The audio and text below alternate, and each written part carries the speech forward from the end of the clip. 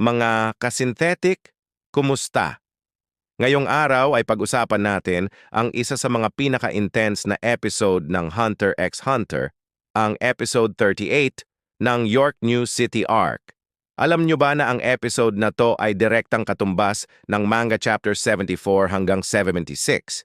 At sa episode na to, mapapanood natin kung gaano katindi ang paghihiganti ng Phantom Troop.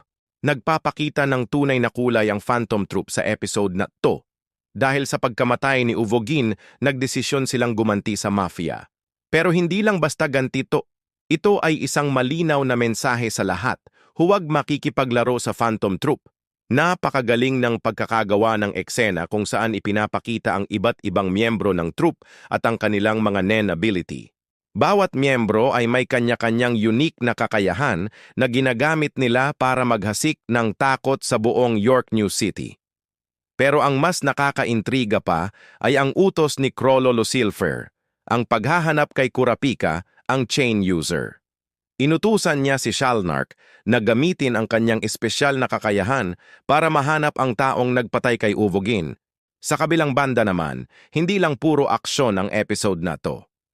Mapapanood din natin kung paano sinusubukan ni Gon at Killua na tulungan ang kanilang kaibigan.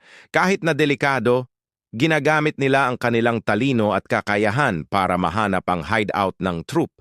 Alam nyo bang ang episode na to ay nagpapakita ng tunay na diwa ng pagkakaibigan?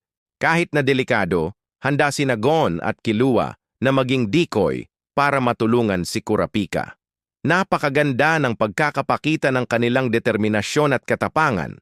At alam nyo ba kung ano ang pinakamaganda sa episode na to? Ang cliffhanger. Nag-iwan ito ng napakaraming tanong sa ating isipan. Sino kaya ang mananalo sa labanan na to? Paano kaya makakatulong si Gon at Killua kay Kurapika? At ano kaya ang susunod na hakbang ng Phantom Troop?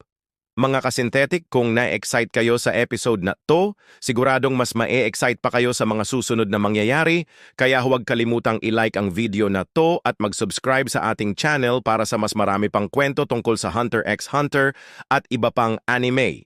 Share nyo rin to sa inyong mga kaibigan na mahilig sa anime para mas marami tayong mapag-usapan.